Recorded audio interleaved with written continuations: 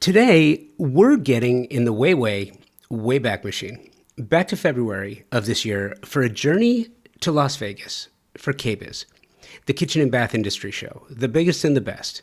It's funny to me that even though this was only a few months back, oh my gosh, it feels like an absolute lifetime ago. So much has happened this year.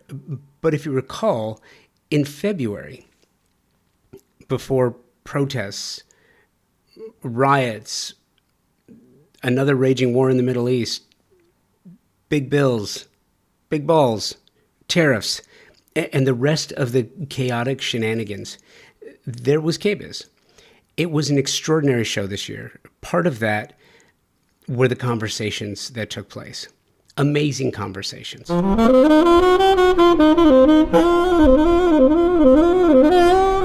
So I'm going to share three of them with you today. Sherman of Time and Place, Jamie Gasparovic of Studio Gaspo, Hannah Goldberg of Hannah Charlotte Interiors.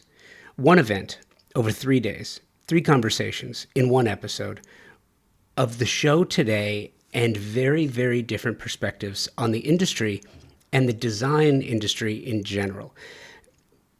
It's amazing to me because this year I was so fortunate. Thank you to the NKBA and everyone at KBIS and Emerald and Flying Camel for having me out to host the first ever KBIS podcast studio. It was amazing to see other show producers, other show hosts doing their thing. And to see the different perspectives that are shared and the conversations that we had. I am a firm believer. I believe this because I've seen it. The conversations that we have here on this show at events like KBIS, on many other podcasts that cover design and architecture, these are the things that you can look to and say, okay, these are the concepts, be it the design concepts or the business concepts that are going to be trending, that are going to be catching fire, the ones that are going to really catch on. You get to hear them here first. And I love that. And because of that, it makes me incredibly happy to share conversations like this with Sharon, Jamie, and Hannah. And you're going to hear all about it right after this. The most important word in the design industry today is service. Product, incredibly important. Price, important. Selection, incredibly important. But stellar service is the premier idea that can make all the difference in the success of any project. This is how design professionals like you demand great service for your projects. And you get your favorite brands in one place with expert, knowledgeable, and non-commissioned professionals to help you specify the right product for each of your projects and get the best price. Non-commissioned, that is incredibly important. And at Pacific Sales Kitchen and Home, a Best Buy company, that means their only incentive is your satisfaction. Pacific Sales Kitchen and Home, a Best Buy company, has just that with over 60 years of service in Southern California. Pacific Sales is your destination for exploration, advice, inspiration, all the best brands, great prices, the best in the industry when it comes to service, and you know it's reliable. You know that you are going to get predictable results, reliable results every time. And now you have the Pacific Sales Kitchen and Home team to help you with their Pro Rewards program, which is a trade program unlike any you've ever experienced before. Earn 3% in Best Buy e-gift cards or 2.5% in a reward check for every qualified and delivered sale, in addition to special trade pricing, exclusive offers, access to exclusive special events, and so much more that I can't even begin to try and list it all here. And here's the cherry on top.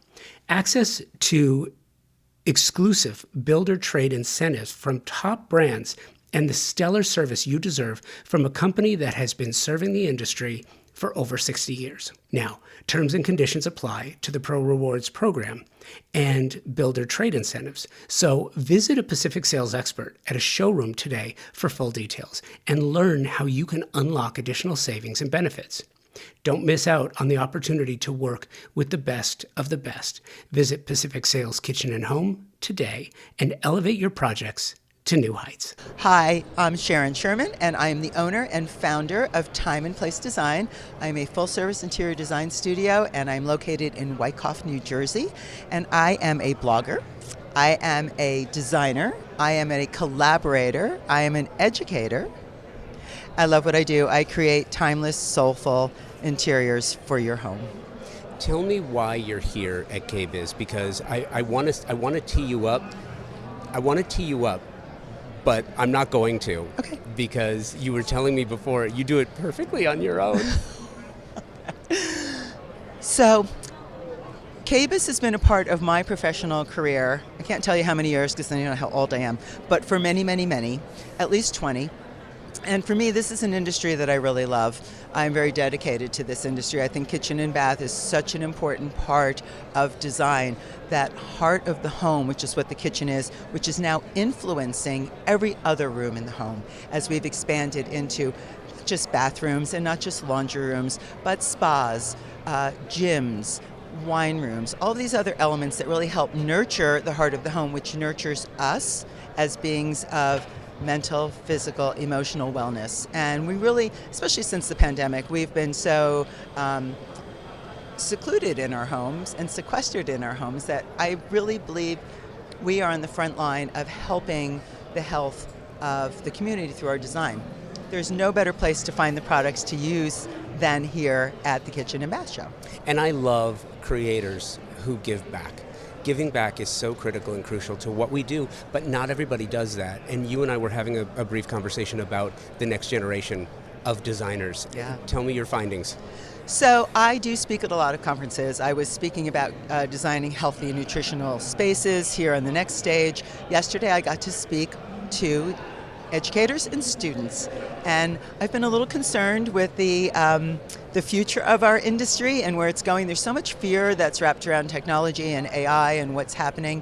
And after spending an hour and a half with these students, I am so happy and so comfortable with knowing that our industry is in great hands, because these kids, they've grown up with this. They're not afraid of it. There's no fear. They are bold, as my friend Rachel Moriarty would say. You know, they are bold. They are out there. They are so happy to express their design perspective, and it makes me really comfortable. And I love that bold nature. You know what's interesting though? And the more often that I'm hearing, keep in mind, I'm not a designer, never was. I'm not an architect. I just love what you do. And I recognize the skill, and I don't think there's anything, look, and this is not to take away from any other avenue of design and architecture, but residential, for me, really is the core, because home is everything. Home is everything. And I don't think enough people utilize the services of designers and architects. Oh my God, that is my absolute, that has been my mantra for the last 10 years. You know, I think the industry has done a little bit of a disservice at not really promoting what designers bring to the home and bring to the environments that we live in. And I have sort of made it my personal journey, not only to leave a design legacy for myself and what I've done in the industry. That's why I started writing blogs, really to bring what we do out there to the public so that they know that we're not just here to take their money. We're not trying to just sell them things. We are really creating living environments that are going to nurture them and their lifestyles and make a difference in the way they live. Yes, and it's interesting to me, because it's funny, when you and I started talking, you had mentioned something that I'd said a while ago, and at first I was like, uh-oh, I don't know where this is going. What's coming? Ah! But I don't think that in the past, we in the industry have had enough real, honest conversations about the things in our industry that don't work. And unless you address the things that don't work, you can't improve the things that do. Doing the same thing over and over and expecting a different outcome is what? It's insanity. It's insanity. And, you know, I think a little bit of it as, once again, I'm going to go back to fear. Look, what are the two greatest emotions, fear and love? Sure, right? sure. And they're going to drive everything. So I think there are people that are afraid to say, hey, this doesn't work, because who knows what the retribution is going to be. You could ruin a career by coming out and taking a stance for something that every other person around you is like, oh, no, don't say that, don't say that. But that's not how we enact change. That's not how we make a difference. And I think it's important to take a stance. I may be ruining my career by doing it, but I'm hoping that it will reach somebody who says, you know what, I get it, I understand, I feel the same way. What can we do to really improve what's happening in the world of design? Yeah, I don't disagree with you, because I'm an optimist. I'm so glad. But at the same time, living through cancel culture and seeing what that can do to people, and I understand the fear of not wanting to rock the boat and not wanting, but it's interesting too, because isn't it interesting that in the creative work itself, in the work you do for your clients, you design differently now than you did 10 or 15 years ago. You have to. Absolutely. The needs and wants of our clients have changed. The products that are out there have changed, right? You need to be able to adapt to things. You need to not be afraid to learn new things. What our clients need are different. And there's a generation coming up that has never worked with a designer. So to them, it's like, what's a designer going to do for me? A designer is really going to do a lot for you. And it's going to change the way you interact with everybody around you. And that's what's really important. People want storytelling. People want that connection. That's something that they've started to realize once again is really missing from their lives. When you walk around the show, I cannot believe how many people are here. And they're all talking to each other. And they're all making connections. And they're enjoying themselves. And having discussions about business. It's so important to be able to do that. And it's important to be able to do that with our clients. But I also think we do a disservice if we're not being honest and true. Because then it just becomes an amalgamized white and gray kitchen, right? Black windows, whatever. And there's nothing wrong with that design. I'm not saying that's bad design, but we really lose the ability to tailor where we live and what we do beyond the celebrity of what is out there and popular right now. If we were still designing that way, it's like if fashion were exactly the same way, then I would still be wearing the 2 polo shirts with the collar and my members only jacket and my parachute pants. That stuff is back in style. I hope you still have that in your closet because you could be a fashion statement. I do not for very good reason. But look, there was a time when, my father used to change his own oil. There was a time when you would change your own oil in the garage because you had a car and it had to be maintained, and it was one of those things that was it was like a rite of passage, right? You learn how to change the oil in a car. Nobody is changing their own, and I say nobody loosely, but nobody is changing their own oil these days, and for very good reason. Designing a home is not a matter of just picking colors and splashing paint and putting a few pieces of furniture in a strategically designed area. That is a part and parcel of the industry. But the industry has changed so rapidly just in the last 5 years. Yeah. And a lot of it's led by AI. And a lot of it is led by, I think there is a need and a want within people that where before everybody wanted to have the latest and greatest of whatever it is. And so I have a son who's in his 30s. He and his fiance are looking at things in a very different perspective. They want to find that beautiful antique piece of furniture that they can bring into their home. Think about vintage shopping. How many people are vintage shopping? I love to go vintage shopping, right? It's this connection to the past. It's this relationship that we had with a time that we remember as being really good. And that's a lot of what design is really about. The sustainability aspect, but I'm going to take this a step farther. Everybody wants to be a luxury designer. What does luxury mean? To me, luxury is time, right? We used to say nobody's making any more ground, and then they started doing landfills. So it's like, guess what? They're building more ground. You're not building more time. We all have a finite amount of it. It's being stretched less and less and less. We're feeling stressed because of that. The one thing that luxury design, it should not be about how much something costs. It should be what it's giving to you. And if that tailored luxury, carefully curated space is going to allow you to have more time for yourself, for your friends, for your family, that's a luxury that you cannot replicate anywhere else. I'm going to challenge you on an idea. Okay. Wait, let me get my challenge stance. And one of the things one of the things that I love most about these conversations is the ability to sort of chop these things up, right? Your idea about real estate, spot on. And I think what's next, and you brought up AI, but you talk about time. What I think people are going to realize is that artificial intelligence is not for your social media posts.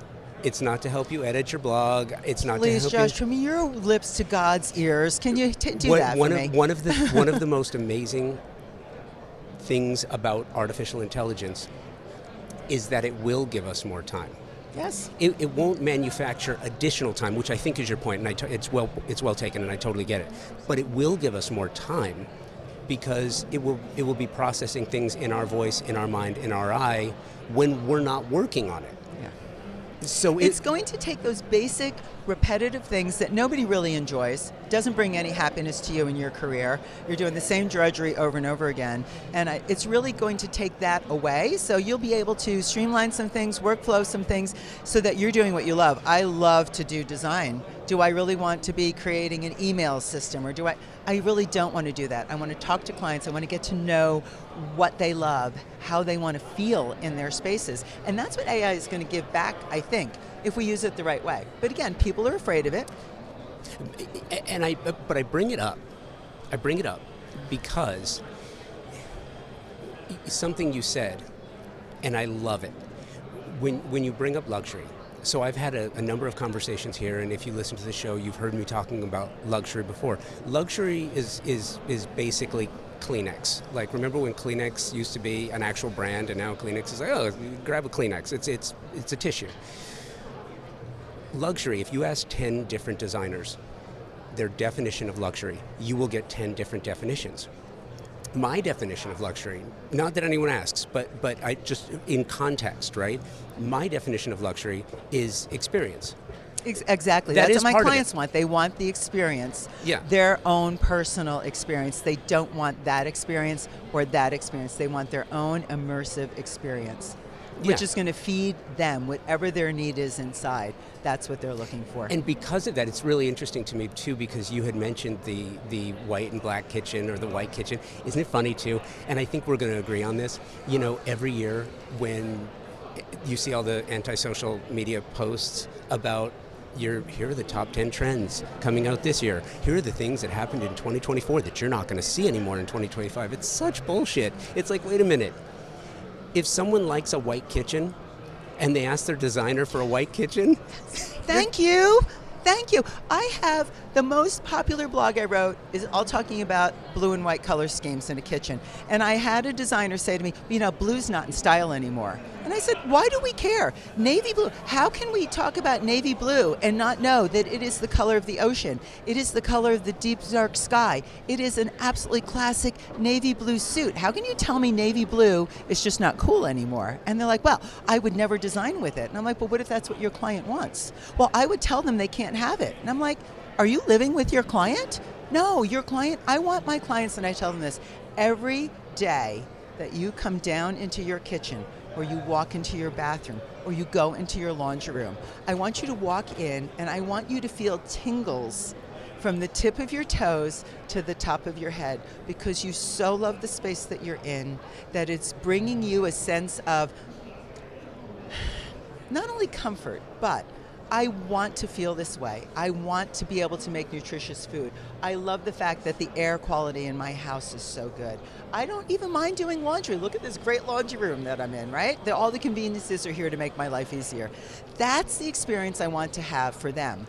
I'm not there telling them that's the experience they're having. So I think if you look at my portfolio on my website, I mean, we were just talking to Rachel, we look at our projects side by side, and it's really interesting because even though we're very different, we do a lot of things in a very similar way. We just use the products in a slightly different manner to express our design voice. it's the through line. It's the fingerprint. You know, two designers can design the exact same space, and they will both be different. Yes, but isn't that nice? Because what? Are we all cloned? Not yet. Maybe soon. But no, we are not. And we need different things. We need different things to feed us. And that's why it's so important to have these different options. But let me ask you a question, because I don't have the answer to it.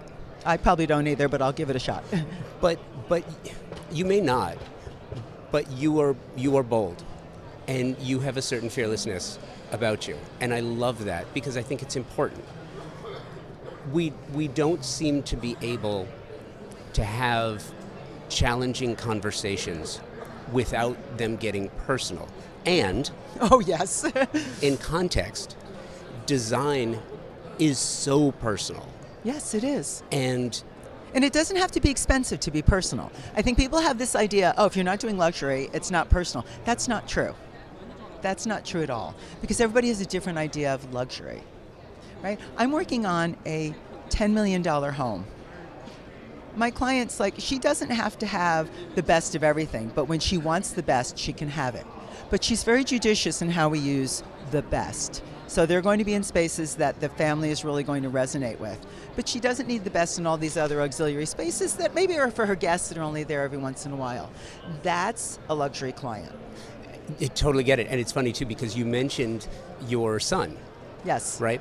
And it's interesting. Do you remember, I want to say it was about 7 or 8 years ago, it was prior to the pandemic, where every event that you went to, one of the panels was inevitably about millennials, millennial design. How do we get millennials into design? What do millennials want? What is millennial design? How do we get them out of their parents' basement? When they buy, why can't they buy? What are the purchasing, where's the purchasing power? You remember, it was like everything. And it was infuriating to so many designers. It's funny, if you go back and listen to Convo by Design from 2016, 2015, you will hear these conversations because they're still published. And it's funny to look back at that now and realize that what millennials did as a generation for not just interior design, but for fashion and all of the passions, what they did was they created this, they didn't create it, they galvanized it. They made it that it was okay, it was acceptable to go find that one thing that makes you, and it's what you're saying, but it's that one thing that makes you so happy that you have to have it in your being, in your environment, yes. Right? You just want to walk by it and touch it every day. Yeah. You just want to walk by and just see it for a moment. You're not going to stand there and gaze at it, but as you pass by it, you get a little smile on your face because you know what the memory of that is. And that's what the essence of design should be. It's not how much money you're making on it. It's not whether you're on the cover of a magazine. It's not if you have 500,000 followers on some social media thing. Because like you were saying with a lot of AI, I look at things on websites and I can look very closely. I'm like, that's not real, right?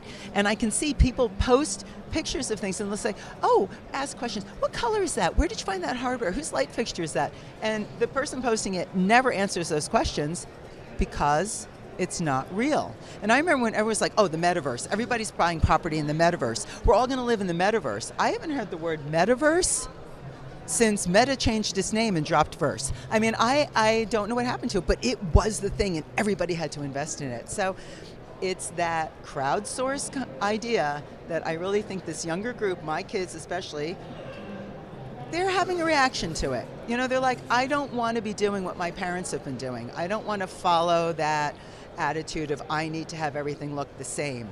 I used to work for a very large firm, and there was a designer, and she did 4 houses on one street, exactly the same. And they didn't know it. And there was a block party, and they had a progressive dinner. So people are going from one house to the other, and they're like, I spent all this money, and my house looks exactly like the neighbors, right?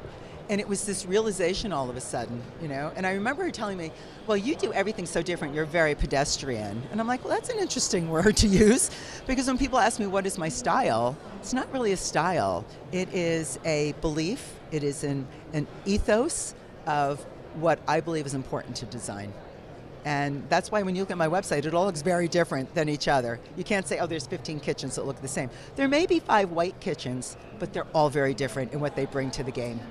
Yeah, and I think that's kind of like the next iteration of design, going back to the original point, which is I don't believe that enough people utilize the services of designers, architects, landscape architects, and those who actually make these spaces so special, especially in a time. I can envision a future where designers are just part of, now many people will buy a home without a real estate agent. People are buying homes without seeing them, which is even scarier. No. But my point is, they'll buy a home without a real estate agent. Where 10 years ago, 15 years ago, that was just unheard of. It was not something that someone would do. I'm not doing that because it's the most important investment I have in my future, in my life. But now people are realizing, hey, if you get a good lawyer, because of Zillow or Homes.com or Realtor.com or all of these other outlets, you can look at the house, you can go tour the house, and we're smarter consumers now. But because design is so all-encompassing, because it is more experiential in nature, and because everything is more technical, and because, look, we're at KBIS, and people don't have, I say people, that's not fair.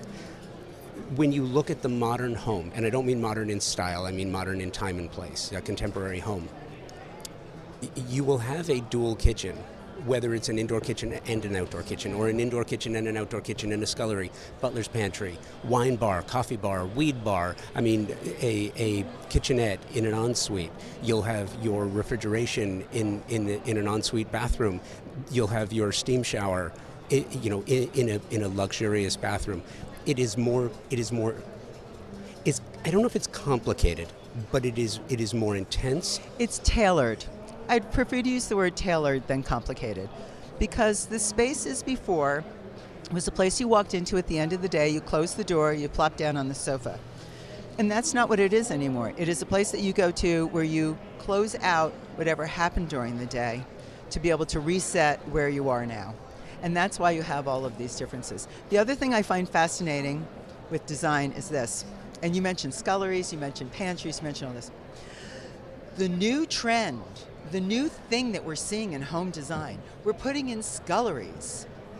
We're putting in these messy kitchens. So of course I can't help myself, so I write, what are these really all about? Because the things we've done in the past really aren't good for what we're doing now. But if you go back in time, sculleries have been around forever. Pantries have been around forever. It's not that this is the new greatest thing. We're just rediscovering the value of what these spaces were. Instead of just saying we have to have something new all the time, let's take a step back. Let's look into the annals of the design history.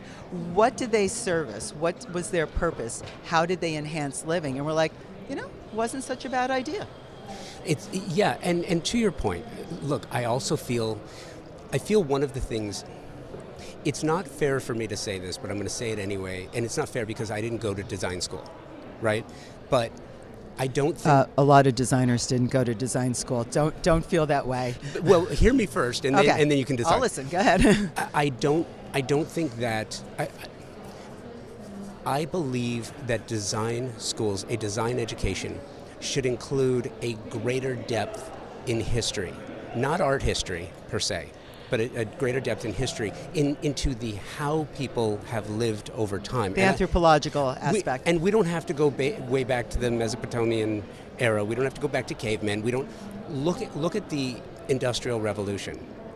Look at the manner in which we migrate to big cities. I mean, it really, if you look back to World War II, when Eichler and tract homes were all in Southern California, were all being built, where you had all these returning GIs. There was a housing crisis, so they're returning, and all they wanted was a home for their families. So these tract homes were built, where you had a model home, and then you could kind of customize it a little bit here and there, pick your finishes. Those homes were basic level dwellings. Somehow, the basic level dwelling became the standard of what home is. Whereas if you were to go into older homes in not suburbs, because suburbs were the new idea. If you go out into the country, where older homes were, where you can't go to the grocery store every day, so you need a scullery, you need a bigger pantry. You need these things. Do we need all these things today? No, but that's what a designer can do, and to your point, custom tailor it to your needs. Yeah. So my famous saying is, I wean my clients off their microwave. And it's like, you have to pry it from my cold, dead hands, right? So I keep saying to them, no, we're going to put products in here. I'm going to help you learn to cook a new way. They're like, I can't give up my microwave. So I'm like, okay, I'll let you. Hey guys, we're recording here, please.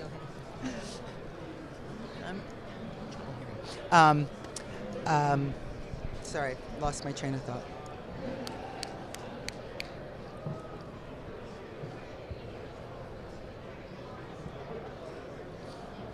Totally lost my train of thought. I'm so sorry. It is so ridiculous, isn't it? That's one of the things about these shows is the People are clueless. they will just back into you. And by the way, I'm keeping this in. I'm totally keeping this in because I love it. You know what? Because that's part of the experience. That's the reality of what was really happening. Yeah, but what we were talking about was, homes in the country, yes, and having to. And you were talking about I was weaning weaning people my clients, yes. off their Okay. microwaves. So they get a pantry, whether they want it or not. They're like, "What am I going to put in here?" I'm like, "The microwave." And then they suddenly find like, "This is the best room in the house," right? And slowly but sure, they are willing to give up those microwaves once they get over their fear of using these new things. And now they're like, "You're right. I don't need this anymore." So that, taking those tract homes, look, the reason they had to build those was because there was such a need for housing, right? Sort of like today's world. Oh, look, we're looking back in time, right? So there was such a need for housing. This was a really easy way to put up quickly many homes without too much customization because it was much easier to control the building process. But now being able to take those homes, which have great bones, right? You can do a lot with them and then bring them into today's lifestyle because our lifestyles have changed quite a bit since then, right? You generally have 2 working people in the home, you have kids that are coming and going, you have older parents maybe that are coming home, and it's this multi-general, why am I trying to say? Generational living. This is what happens when you're at KBIS for 4 days in a row. This generational living, which has become so important to just think about, but not even just for aging parents, just like how your kids can become more independent if they can prepare their own breakfast, right? And they can reach water taps and it's easy to wash their hands and all of these things that will get them into being able to take care of themselves a little bit more. And I think that's really where we're going with a lot of these things, making homes accessible and easy to live in for everybody. Accessible and easy to live in for everybody. And one of the things too that I want your take on next step. On? Next step. Next step, okay. We talk about multi-generational living. We talk about aging in place. We don't talk about it seriously. I do. No. Hear me out. Yeah. I don't mean you or me or people who are here at KBIS. What's the 4-letter word that I said? It's either love or what? No, love or hate, but that's not love what or fear. Fearful. Love or fear, but that's not what I mean. I mean, it's one of those things where, look, the American way of life has been built on, some have homes in their families for years and years, but others, you start with we call it a starter home. Yeah. And then you move from a starter home into your family home. And then you move from your family home when you empty nest into a smaller home. And then you move from your smaller home into assisted living or whatever is the last place. But the design community, through available products and services and techniques and new strategies, you've created this idea that's not unique to us. No. They do it in other countries where multi-generational homes, where you will have the in and out, you will have the aging in place, you will have a full life in one location is possible. And we're starting to take that idea seriously. So I'm going to give you a very true story for a client. I came into a project, I had worked on this project before, so I knew the clients. While we were remodeling their home, their son-in-law became very ill. He was 40. They have 2 young children. So they were going through the beginnings of a mourning and grieving process while I was designing their home. And fortunately, it turned out to be something they said in the end, "Thank you so much for doing this. We would have never gotten through this."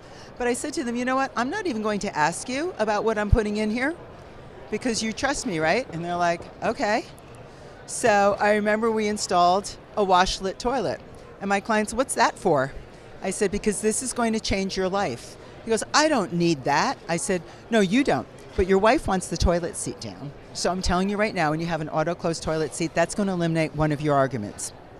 The next thing is, when you get up in the middle of the night, the seat's nice and warm." "Really?" "Yes." I said, "And here's the big one. You guys like to travel. You're going to come back from traveling, and you're going to call me, and you're going to say, 'You know what I miss the most? That bidet seat.' And he's like, no. I'm like, yes. Having handheld showers in certain places. I put grab bars in. People don't even know what they're for. What are those for? I said, so you can hang your shower puff on it. Like, they're like, really? I'm like, yeah. Okay, shower. Like, they trust me, right? So I just put these things in for them. They don't even think that, oh, maybe if something happens, like I'll be able to get up off the seat, or if I slip and fall. I've raced triathlon for 15 years. I've had 3 foot surgeries. I know what it is to be able to have conveniences in your home. My son was a nationally ranked swimmer. He just had hip surgery. He's 28, right? So I said, you need to stay with us because you can't get in and out of the tub in your apartment. So come and stay here. And he's like, Mom, I never would have thought this, right? This shower is so much easier to use. My client came back from Australia and he called me. He goes, that's what I miss the most. The washlet. He goes, yeah, you were right. So it all depends on how you approach these things, right? And people who wants to talk about a washlet seat? There's nothing glamorous about it. I'm like, but there is, and it can be. It's just how you explain it. And there's many other features that I do for clients just like that. And I will tell you, the wife actually said the toilet seat's never up anymore. I am so happy. Little kids, I'm like, put on the auto flush. You're never going to have to apologize when guests come over and use the powder room. And they're like, I never thought of that, right? Dogs, I have a lot of clients who have dogs. The seat goes down so you never catch the dog in the powder room, right? Because you forgot to refill their water bowl. And they laugh about this stuff. But when it happens, they're like, who would have thought? And that, I think, is when you can bring a sense of design with a sense of humor to really speak to your clients and why you do what you do for them. You know what's funny, Sharon? We have to wrap this because my cheeks hurt. I'm just sitting here. Have you never had a design conversation like this in your life? Yes, but these are amazing because all of those things galvanize. They all hit home. I recognize every single point, and it's like I'm just sitting here smiling ear to ear. It's like, yeah. Well, we'll have to do this again. We're definitely going to have to do this when people aren't backing into us and the noise and all the hubbub about this. But what I would like to do is I would like to schedule some time for us to have, for you to get the full Convo by Design experience. We'll do the full 1 hour interview. We're going to have coffee and lunch and cocktails all together. Well, you're in Jersey. I am. I'm in Tulsa. Oh. But when we'll meet in the middle. I don't want to meet in the middle. That puts us in Mississippi or something. I'll come to you. Okay. I'll come to you. I don't know when I'm going to be in New York next, but when I am, we're going to do that. We're going to do that in person. That would be amazing. I would love that. That would be so much fun. That would be so much fun. And we can do New York while we're there. Love it. Awesome. Thank you. Thank you. That was my conversation with Sharon Sherman. We are going to be right back with Jamie Gasparovic right after this. At the highest level of design, the absolute best specifying designers, architects, landscape designers are all highly focused on the technology and performance of products and materials today. You have to, because the products you specify for your projects have to perform and they have to last. That's one of the reasons why I am so proud to be working with TimberTech. Their focus on the technical renaissance of synthetic decking is literally changing the conversation about innovation and performance. It pulls focus on 3 priorities homeowners have and expect from the products their designers and architects specify for their luxury projects. 1, aesthetics must match the overall design and fit visually. 2, durability and maintenance. I've told you about my board flipping stories from my own wood decks. Clients not only want beauty, but they want ease of use, and they want it to last for decades. 3, sustainably made. Clients are more conscious of the environment now, and they want the same of their materials. TimberTech hits each one of these elements with a product that not only meets expectations, they exceed them. TimberTech makes a synthetic decking that looks just like wood, color and embossed wood grain for a natural appearance. Their composite decking is technologically superior, as it has been created to last for decades, and it's manufactured with up to 85% recycled material. Their advanced PVC, vintage, and landmark collections have a Class A flame spread rating, making these products an amazing choice for wildfire-prone areas. which unfortunately continues to grow on the risk map. Check the show notes for more information about this and to find the nearest showroom or lumberyard where you can find TimberTech, or you can check them out directly, timbertech.com. I know there's a lot of rules, aren't there? I know. There's so many rules to this. Like, what's my name? Okay.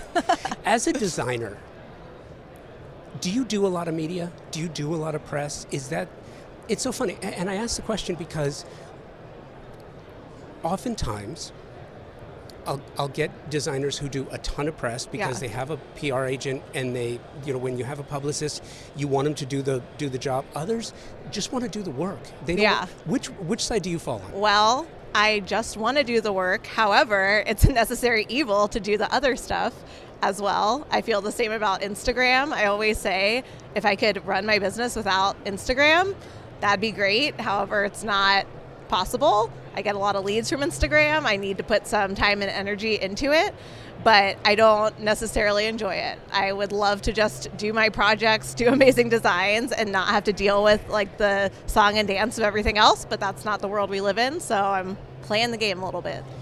How do you use social to specifically get new clients? How do I do social to get new clients? Yeah. I just focus on showing my personality, number one, because I think that there's a million designers out there. Everyone's creating a beautiful room, and what clients are really resonating with is who you are as a person. Our projects are easily 2 years long, so we're in a marriage. They need to jive with me, I need to jive with them, and I think a way to warm them up is just to show who I am, how I operate via social. I think it gives us like a good foot in the door with those people, and they know either I might be for them or I'm not.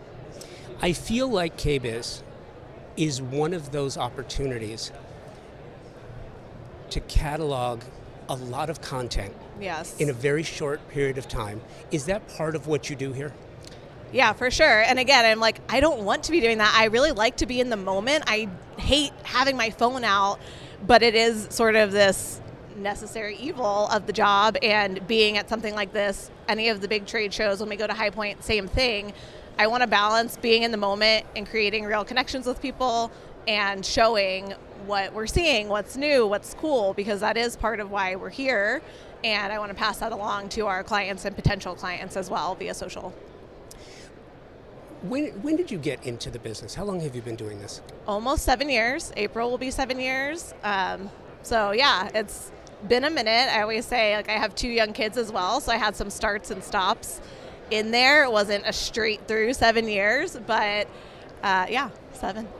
When did you feel like, in any career, I always feel like there's this moment where you think you figured it out, and then you realized you didn't? Yeah. No. Never figured it out. No, I think you do, though. Do you? Well, that answers my question then. If I figured out. No, I think that it's a constant evolution. And I think I'm always raising and moving the bar for myself and my business too. So it doesn't feel like, okay, I'm sitting pretty, I'm good, I know it all. Like, there's so much to know. And just, at the show, we're going to see a million new things. So it's like, even if you did know everything and have it figured out, the game has changed. The game has changed again.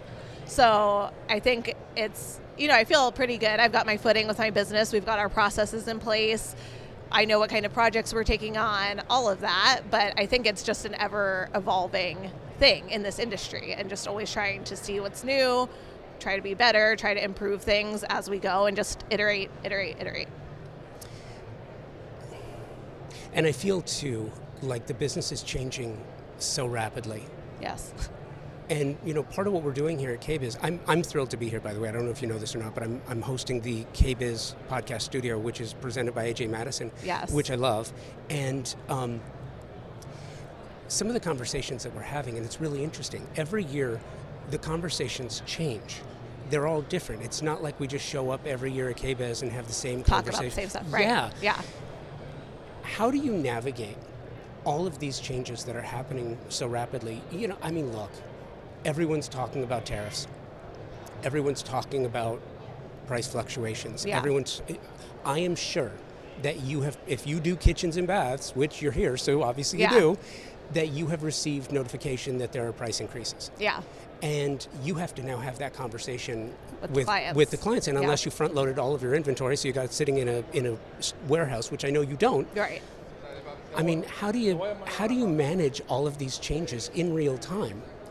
It's tough. I think, coming to shows like this, just staying up on industry news, like I'm very tapped into what's going on. I read a bunch of different publications.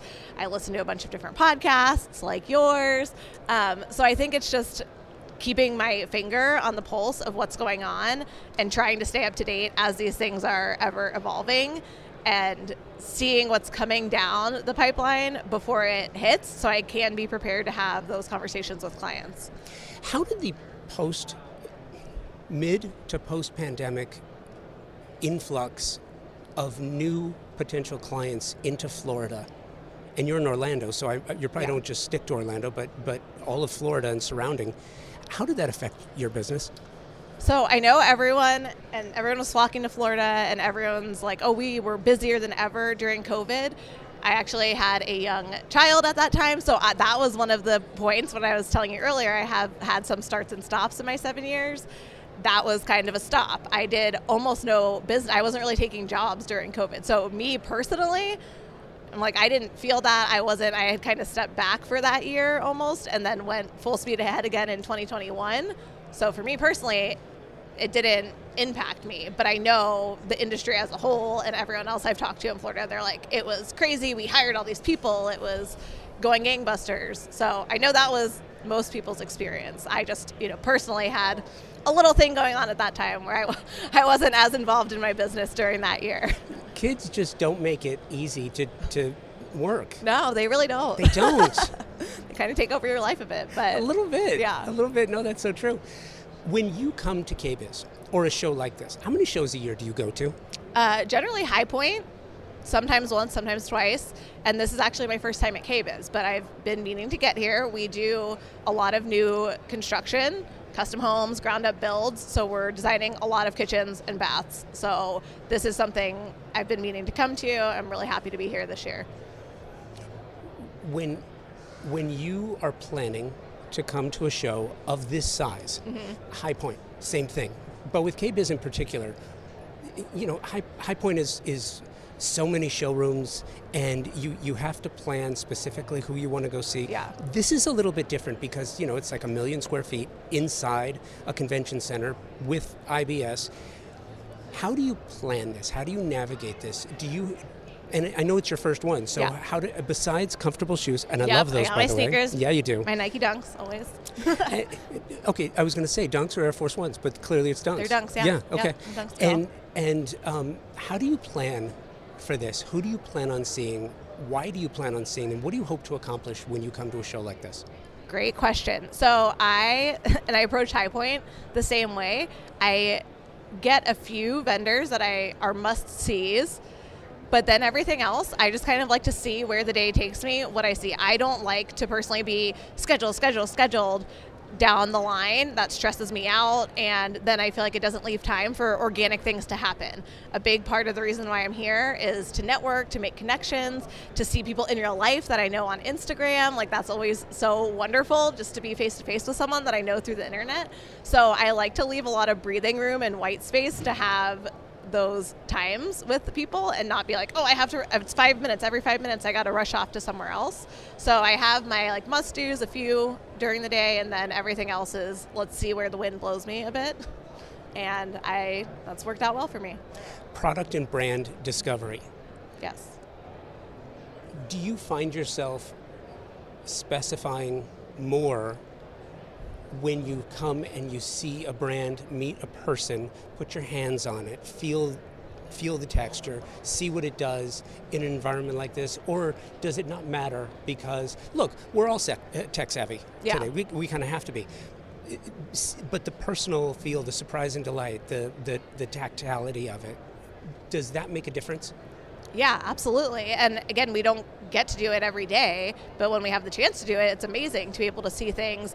And things do, I always say with lighting, this is so stupid, but every time I'm at High Point and I see lighting, I'm like, it's so big, it's so chunky, like it just looks like this little thumbnail on your screen, but wow, it's actually huge. So just seeing things in person, I think, is amazing. And we do a lot of specifying just from online and that kind of thing, but I do like to be able to see. And now I'll see all these brands here today, and then I'll be able to go back and say, okay, yeah, I really liked X, Y, and Z. I'm going to lean toward specifying that in the next few projects. What about the education side of it? I feel like, this is a question, not a statement, but I feel like oftentimes, especially at shows like this, because it's flashy, it's product driven. Mm-hmm. There's so much to see. There's so many people to talk to. There's so much networking. The education side of it, do you take advantage of the programs and the programming to learn? It's not, a lot of it's not CEU based, so there's not a currency attached to it, but do you still take advantage of it? I do. I love going to those panels, going to educational things. Again, I just think it's a really great opportunity to get your finger on the pulse of what's happening and hear from industry experts. And it's a balance, depending on how many days I have at a show. Same with High Point. Like if I've got some extra time, I pop into as many panels as I can. If I am on a tighter schedule, I might not hit as many, but I definitely try to incorporate that in my experience at a show like this. And it's interesting too, because kitchen and bath, which is what we're talking about today, is so interesting to me because over the past, I want to say 2017 was the first time I really saw kitchens in Southern California start to develop the multi-kitchen environment. Prior to that, maybe 2015-ish, you saw bathrooms get really luxurious, and people, it's like designers rediscovered bathrooms on behalf of their clients, right? Did you see the same thing, and are you seeing the same thing? Yeah, and that's funny that you say that. It's like, wow, was it really just then that it became a thing? But now it's like every home that we do has, it seems, 2 kitchens, or there's the main kitchen and a dirty kitchen or a scullery, and then there's an outdoor kitchen, or maybe they have a casita with a kitchen. So yes, there's often multiple kitchens in these homes, and yeah, we see that for sure. Lots of bathrooms as well. Well, yeah, it's amazing too, because it's funny. Growing up in Southern California, and sort of that informed my feelings and my love of design and architecture, right? And seeing what happens, you have kosher kitchens, which have been around forever.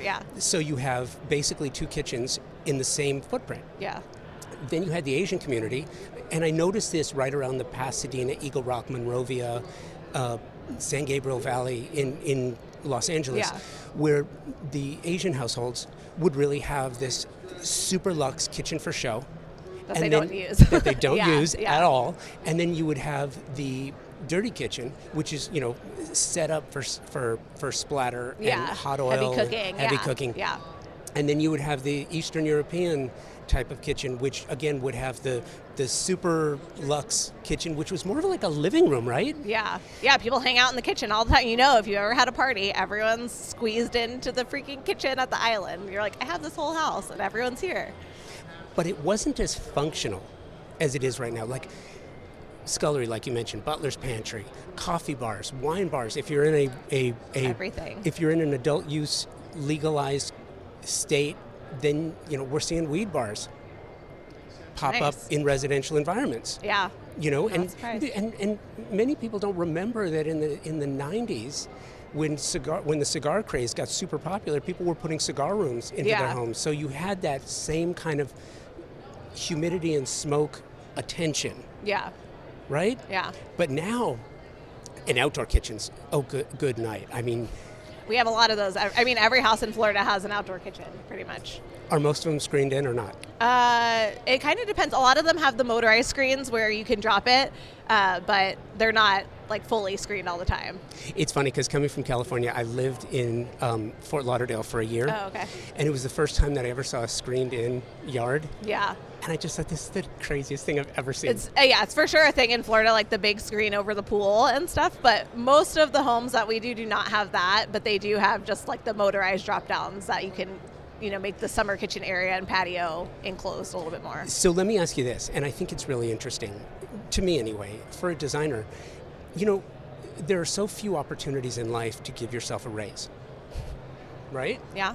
It's so funny looking at you and seeing in your eyes, you're like, dude, where are you going with this? And I'll tell you. Tell me. Being able to add a second kitchen to a home is a huge budget increase. Yeah.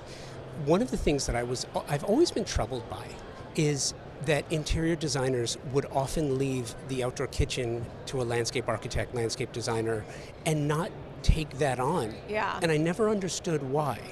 Do you take on the outdoor kitchens on your projects? Yes, we do. But a lot of our outdoor kitchens also, they don't have cabinetry per se. It's people like stuccoing in just a countertop area. So it's a lot less involved than the indoor kitchen is. So it's often kind of like not an afterthought, but there's not as much detail paid out there. It's like, okay, we have a grill, we have a hood, we have a little bar sink, and that's about it. And in Florida, again, it's so humid, it's so hot, it's hard to leave things out there. So people aren't often like storing things in their summer kitchen. They're just sort of bringing things out there and bringing it back in. So we do specify and design the outdoor kitchen, but it's not as involved maybe as some others. It's funny because during the pandemic, I was talking to an architect who had told me, and it was the first time I'd ever heard of this, that he had an outdoor kitchen project in Houston that was air conditioned. Oh, wow. That's what I said. I mean, I could get on board with that. It's really hot there too, yeah. Right? Yeah. This idea, though, of giving yourself a raise as a creative, as a designer, it's really interesting to me because creatives as business owners, it's a different thing. Like even the way designers approach their business as opposed to the way architects approach their business. Architects approach their business very much the same way as a lawyer or an accountant. Yeah. Designers seem to me, many of them, most of them, that I've spoken to approach their business the same way as an artist or an artisan. Yeah. And not that that's wrong, because it isn't, but I think sometimes there's this... It's wrong if it's not profitable. It's wrong if it's not profitable. Yeah. That is true.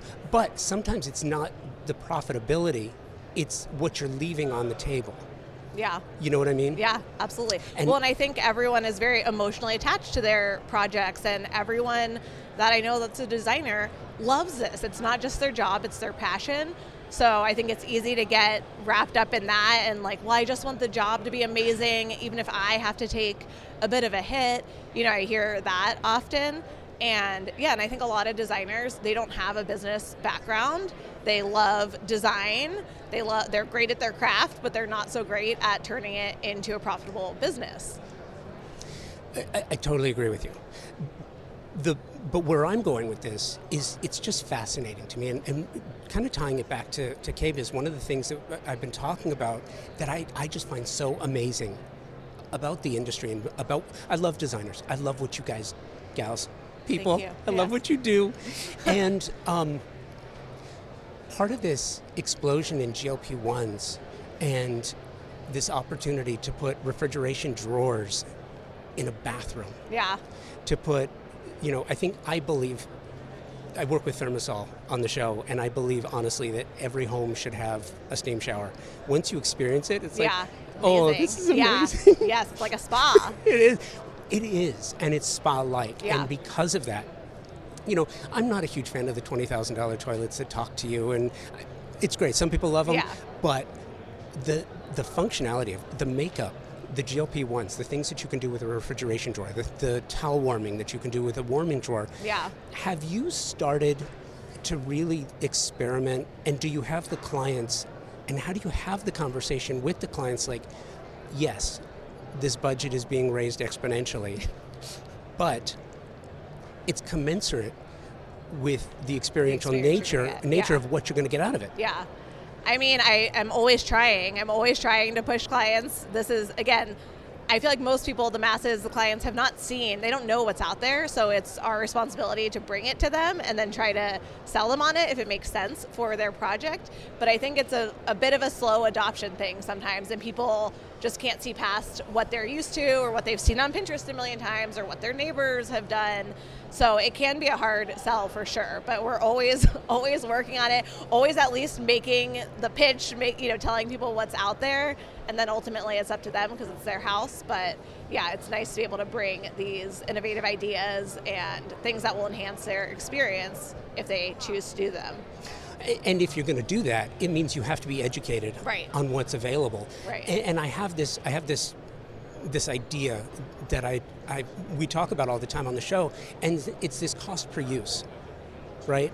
You may have a sofa that you absolutely love, and it may be a $40,000 sofa, but you use it every day with the family. Right.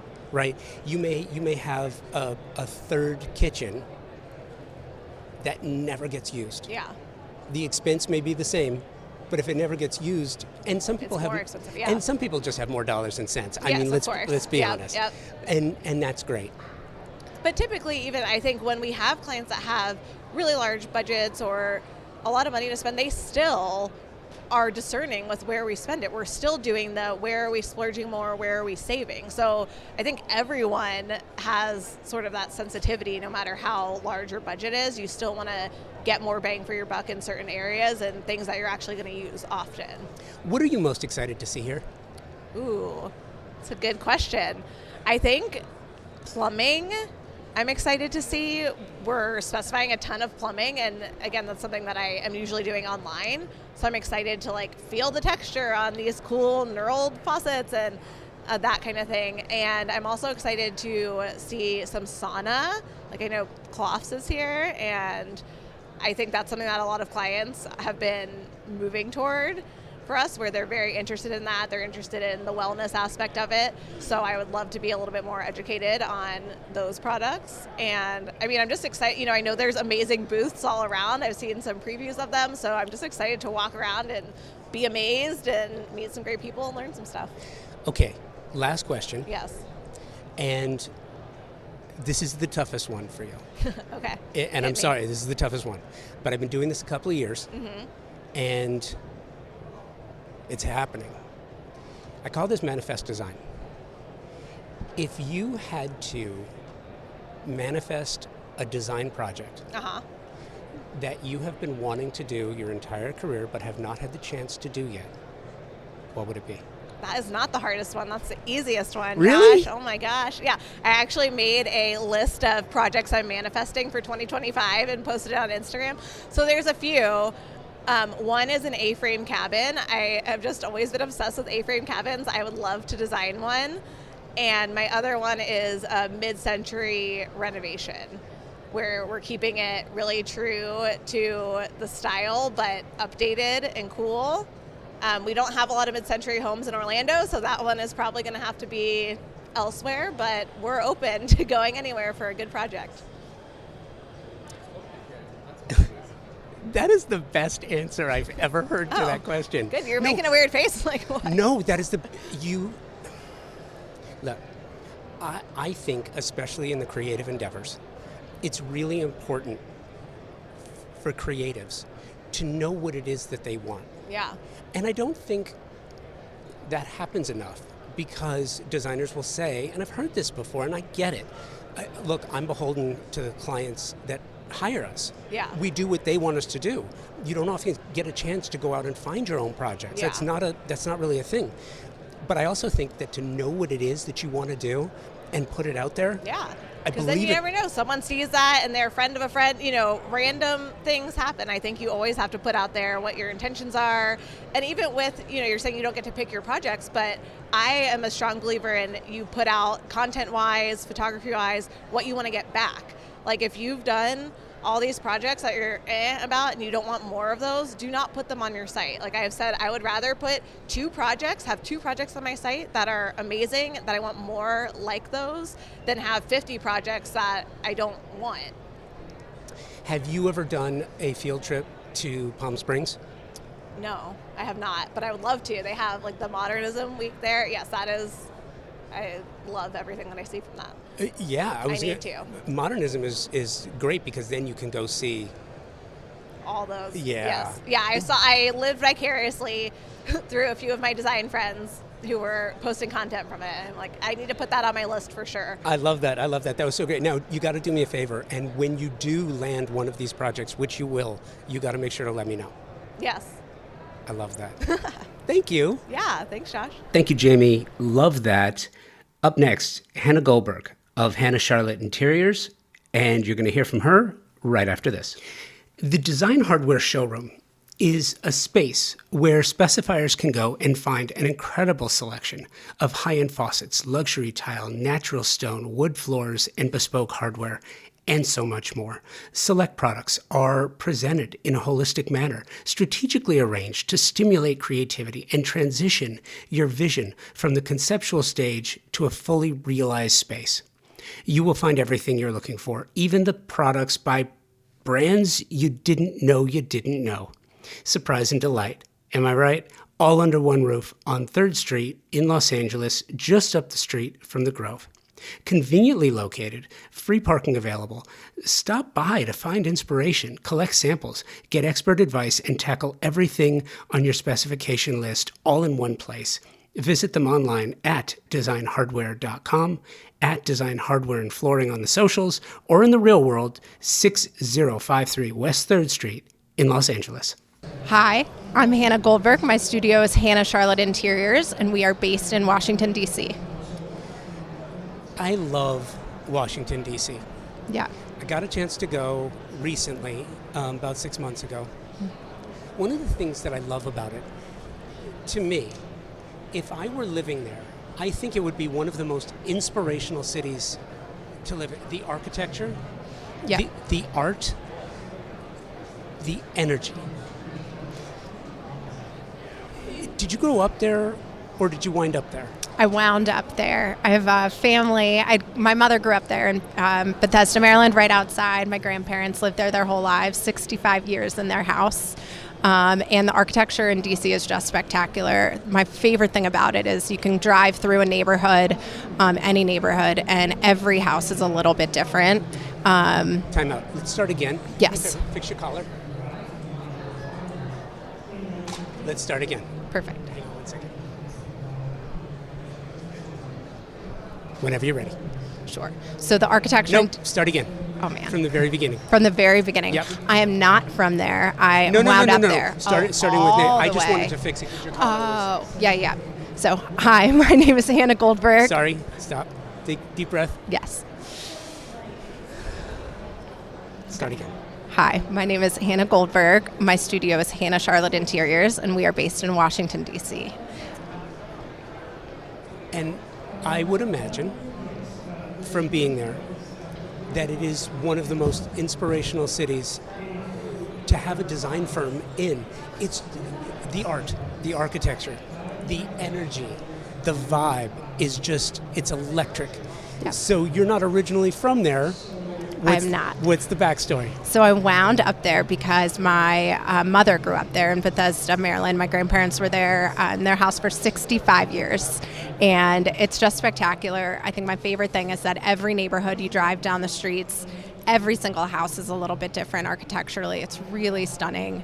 But the inspiration in the museums and the culture, the embassies, which are open to you anytime, really, really just, the energy is incredible. So, how did you wind up in design? How did you get there? What's the origin story? Well, that can be a long origin story, or that can be a short origin story. Give me the middle of the road origin story. So I think I always knew I should be in design. I don't know, maybe a bit of a throwback, but the game Sims. I would design the houses and then move on and never let them live their lives, and then just design another house.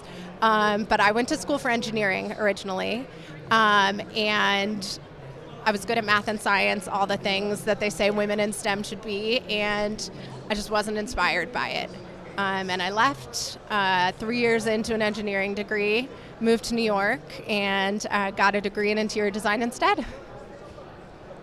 Oh my gosh, there's so much to unpack. All right, now we have never met before. Correct. I'm gonna make a guess. Okay. I have to. I'm not editing out the dead air, but this is really important to me. I'm gonna make a guess. Just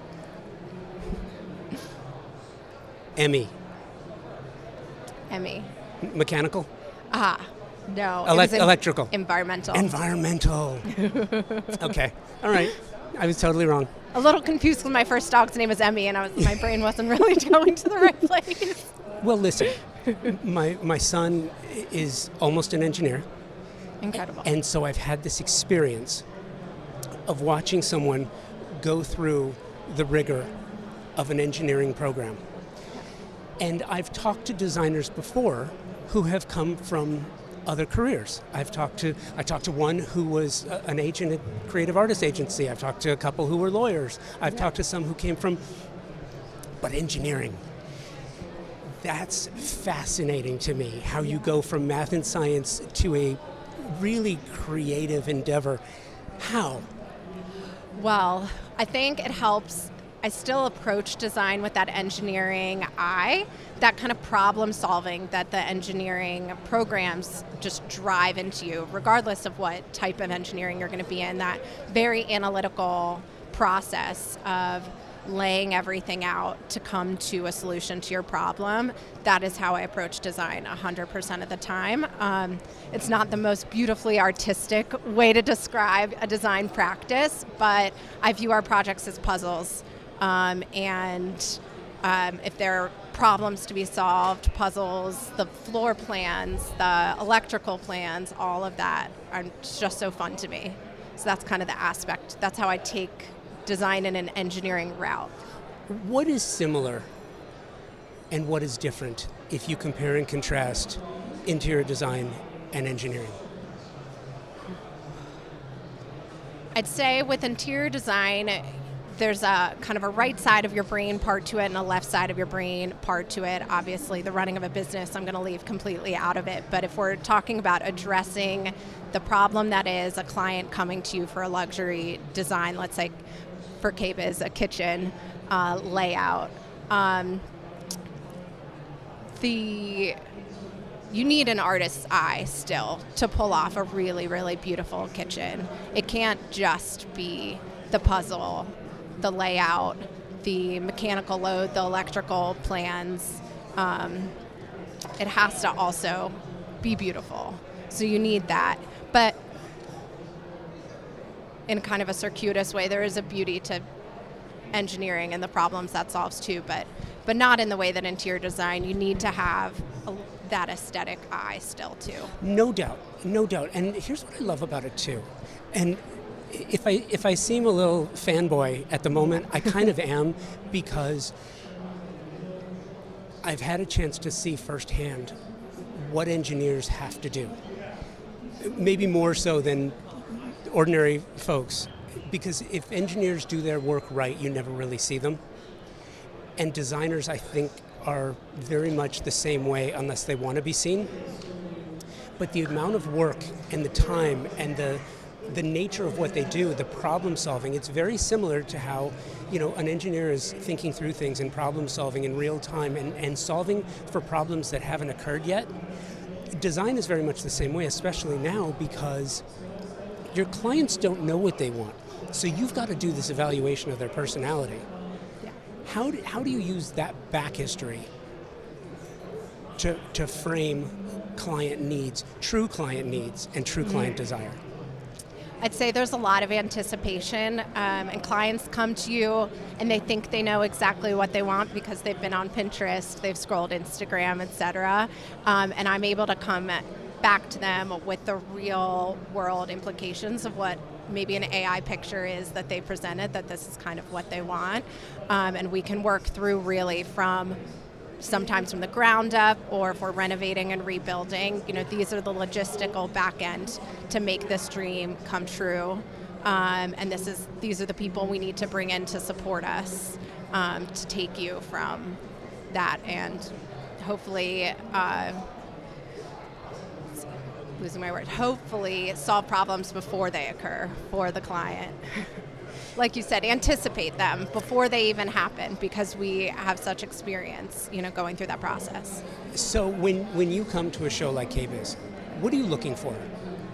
I'm looking a little bit to be inspired, to see what's new, be able to bring back those beautiful, I don't love trends, but love to just see what's on the cutting edge and what people and manufacturers think that the public wants, what they're producing and bringing, but also to keep relationships with the vendors that we love to work with the most, and always just be there learning, always learning how to integrate these beautiful products into our design and bring them back to our clients. And it's interesting too, because like if a client wants a Ferrari, they can go to a dealership, right? If a client wants the latest in a kitchen appliance, they can go to a showroom. But it's almost like not being able to drive or not being able to operate it. You have to know how it works in context to everything else and works in concert with what a designer puts into place, which I just think that's got to be where the fun is for you.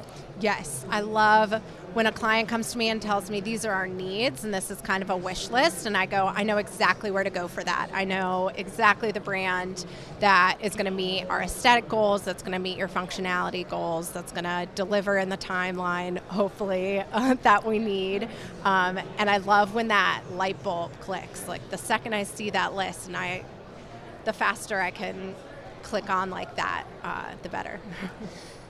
And I don't mean to lean into this so heavily, but I'm just curious on the engineering side of it. Do you think that gives you an advantage in a couple of areas? One, if you go from gas to induction, if you're remodeling a kitchen or doing a build up and you're putting in all of these new appliances that all draw power, if all of them are smart appliances and you have to figure out which ones should be on the Wi-Fi or which ones necessarily shouldn't be pulling the bandwidth, does that help you? A little bit. I'd say when I came into this industry, I felt really confident that I could understand architectural details because I'd been looking at engineering details. And so I feel very confident looking at an architectural set. I feel very confident in coming up with those details that need communicating with the contractor. So for instance, if we're swapping from a gas to an induction range, well, what does that cabinet base need to look like to support it? I can draw that in section, and I have a good eye and a head for that, and I think that's really important. The more information that we can pass on to our builders, clearly, the better end result we get for our clients. What's your favorite part of what you do? That's so hard. I think, again, it comes back to the problem solving. I love the initial sit down with a piece of trace paper and a pencil and a blank floor plan and putting it together and watching the pieces start to fit. And that often comes with discovering a beautiful, fun, creative solution, hidden door, a gorgeous island shape that's going to fit the space.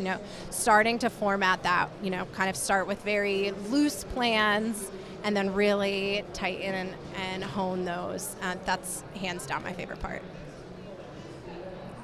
If you had to manifest a project, something that you've never done before, what would it be? Oh, I can say that one really fast. I would love to do a home in Aspen, some sort of ski in, ski out. I would love to design those kind of details, indoor, outdoor, bar, pool, ski in, ski out, lodge, somewhere. That's a good one. Yeah. That also begs the question. Being based in DC, in a post-pandemic world, designers now have the ability to work virtually and remotely. Do you have clients that are, and it's funny because if you have clients in the Beltway or surrounding areas, chances are they may have a second home, or if they're elected officials, they're from somewhere else anyway. Do you have a lot of, is that the majority of the clientele or not so much? We do. We have about 50% of our projects in the DMV area and about 50% outside of the DMV. We have a client with a home in Miami and a home in Paris and a home in DC, so that's been really fun to get to work on. One of my very first clients was a log cabin home in Michigan, who also has a home in Virginia.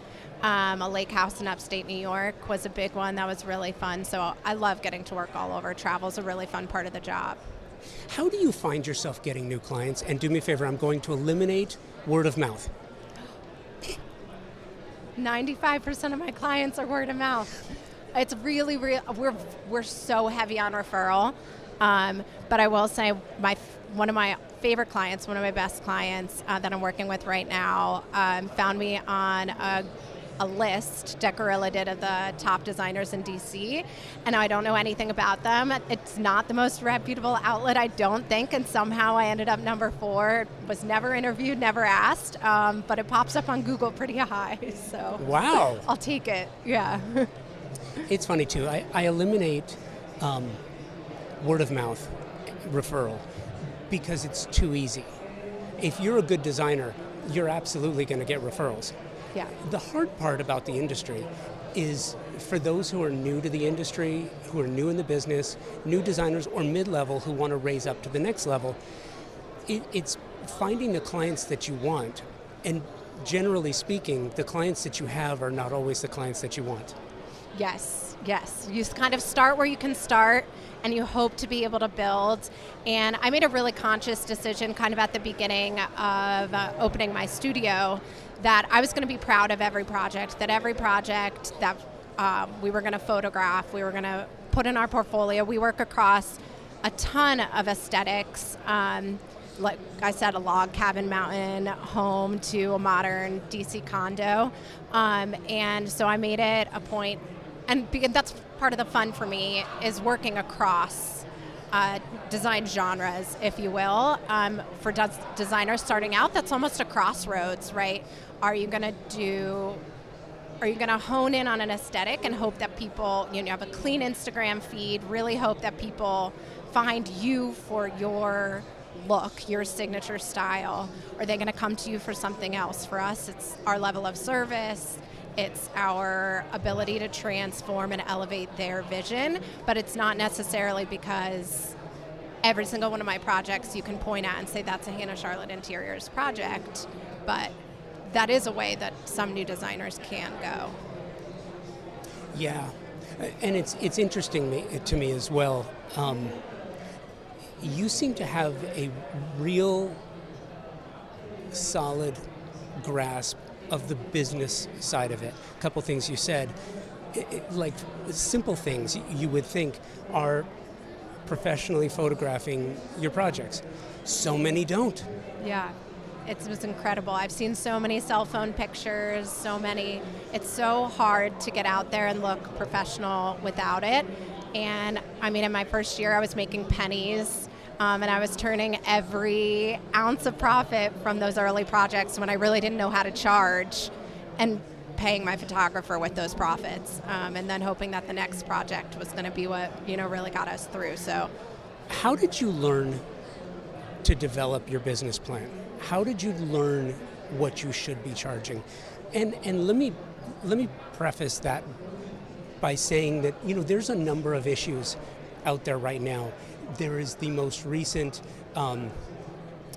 Aaron Judge lawsuit with their designer, and there were billing issues with the contract. There was the Clements Design lawsuit that's out there right now, and the Kim Kardashian and Donald Judd lawsuit that's pending. There is the one that I'm really following with interest, which is a lawsuit that nobody, unless you're listening to this show, has heard about. It's Gifford v. Scheel. And the Gifford suit is basically an IP issue. IP and style as it relates to styling social media, which is basically where every designer lives now. And so I'm curious, how do you harden your protection of your firm? How did you learn what the proper model was for charging? How do you learn what to incorporate into your contracts and what's maybe not necessary? Well, I'll say my dad is my lawyer, so that helped a little bit in terms of reviewing contracts and making sure that those were really bullet tight. And when I was starting the company, I listened to a lot of podcasts of people that are much smarter than me. And I did the Standard by Sandra Funk class just to to really understand what other designers were doing. I didn't fully adopt her model, it didn't quite work for me, but just knowing that other designers have models and learning more about them really helped me figure out what worked for how I work and what works really well for my clients in the market that I'm in. It's really funny because I haven't read many design contracts that I think are suitable. I just haven't. And I think part of the problem is that they don't take into account certain things that is on every designer's mind. Like if a client texts you on a Sunday afternoon at 3 o'clock, no, you don't have to respond to it, but it's still taking up real estate in your mind. Yes. If it's taking real estate in your mind, you should be getting compensated for it because you're going to be thinking about it and ideating on it until you respond to it. But that's not in many design contracts. And how do you figure out what time? Actually, it is in my contract. Love it. We do not correspond by text unless absolute emergency, email, and then we have about 24 to 48 hours depending on the content and how much work we have to do to put into our response to get back to the client with the response. I learned that at an architecture firm when we had the contractors coming to us and we had a strict 48-hour response policy. If you come to us with a question, you can't tell us. It's absolutely urgent. We have to drop every single thing that's on our plate right now to get you that answer. It's just not fair to us. And I just kept that. I am doing stuff. I do have important things to do. Not that you aren't the fabulously important client, but I do have other things. I've always felt like if you establish the rules, if you set up like here are the rules we're playing by, so we're playing the same game, we've got the same rules, we understand each other. Most clients are reasonable, and most clients want to maintain a good relationship with you at the same time. Yeah. Look, you're going to get something that was wrong, dinged, scratched. You're going to find that something that you specified has been discontinued and you're going to have to respecify it. You're going to find that when you made up your mind for this particular refrigerator that there's been a 6% increase in cost since you and your wife couldn't make up your mind. Yep. It happens. It happens all the time. And what I found is for us, a lot of our clients is their first time working with a designer or second time working with a designer, but they weren't happy with the first, and they want that framework set. They want to know they're leaning on us to understand what the process looks like. And so education is a huge part of our job, educating the clients on what the process looks like, what good communication from us to them and them to us looks like, and that's what keeps the projects flowing. That's what establishes that amazing relationship that allows for us to hopefully get good referrals and hopefully get a beautiful project completed, never on time, mostly on budget, but that's just the market we're in. Last question I have for you is probably the most relevant in our time, but probably the least fun to answer, is how do you manage your client expectations in an environment when all these things are taking place? And tariffs, yeah, they're coming. When? I don't know, can't tell you. And, in an environment where you get a notification of a cost increase, but the tariffs haven't been applied yet. It's like, wait a minute. You're charging me on the anticipation. I can't just charge my client. How do you manage those expectations? How do you have the conversations about all the things that you have absolutely no control over? They're not easy conversations. They're very difficult, but you sit down, and it's worse if you don't have those conversations frank at the beginning. Usually not at the beginning of the project, but at the beginning of the procurement phase. We try to lock in and hold the prices for the clients as solidly as humanly possible. We put a deadline on when they can activate our proposals, we invoice them fast, and we try to submit our purchase orders as soon as possible. Right now, we're getting emails rolling in from manufacturers with their anticipated price increases. They're giving us only like 2 to 3 weeks-ish before they're going to implement those. So we're urging our current clients to, if they're on the fence about something, if they're about to pay their invoice, if they were thinking about adding a side table to that room that they hadn't selected before, let's go ahead and get that done in the next 3 weeks. But we have to be as frank as possible that there are things out of our control. And that goes back to the communication. We try to set those expectations at the very beginning that manufacturer defects, we handle those for you, but that's out of our control. Manufacturer lead times, we try to work with manufacturers that are going to work for our clients' timelines, but some Chinese New Year happens, and then the container gets held up with the Baltimore port. You never know, but we do weekly or bi-weekly, depending on the project phase, client updates, and just try to stay as transparent as possible. And second, this is the second last question, is because you reminded me, your relationship with your showroom and manufacturer partners. How do you? It's funny. This is not the off the cuff. Like, how do you find the time?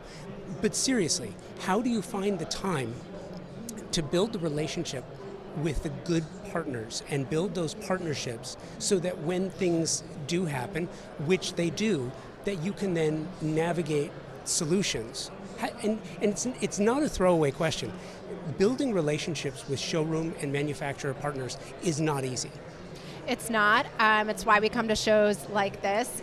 Even if we're not sourcing for an immediate project or looking for anything in particular, this helps us keep those strong relationships.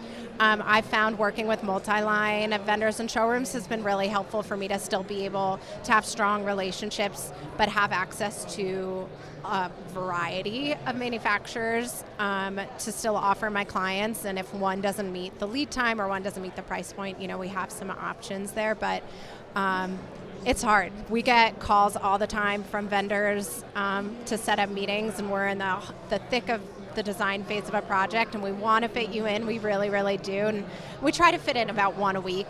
But yeah, it's hard. It's key, but it's hard. Yeah. Hannah, thank you for doing this. Thank you. Thank you so much. This has been really a treat. It was my pleasure. It was so great to meet you. You too. Amazing, right? Thank you, Sharon, Jamie, Hannah, everyone at KBIS, the NKBA, Emerald, Flying Camel, everyone who made this possible. Absolutely amazing. Thank you to the incredible people in our industry who all came out and made this happen. And Leanne and Rachel, thank you very much for letting me do this year. Hopefully I will be invited back because I loved it. And everyone else who made this experience possible and allowing me to bring it to you. I want to thank my partner sponsors who help make that possible. It's Pacific Sales, Kitchen and Home, a Best Buy company, TimberTech, the AZEC Company, and Design Hardware. Thank you for listening, subscribing, and sharing the show with your colleagues, family, and friends who you think might be interested as well. Your support means everything to me, and it helps grow this conversation across the design community.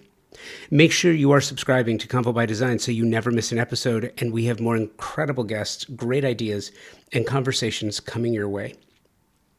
Also, please keep those emails coming. You can reach me at convobydesign@outlook.com with guest and show suggestions and be part of the conversation. Convo by Design with an X on Instagram.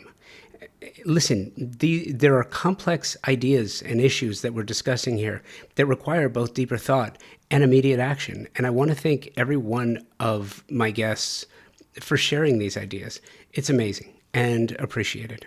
So listen, we got a lot coming up. We've seen a lot this year, and it's a challenge. So until next week, stay focused and rise above the chaos.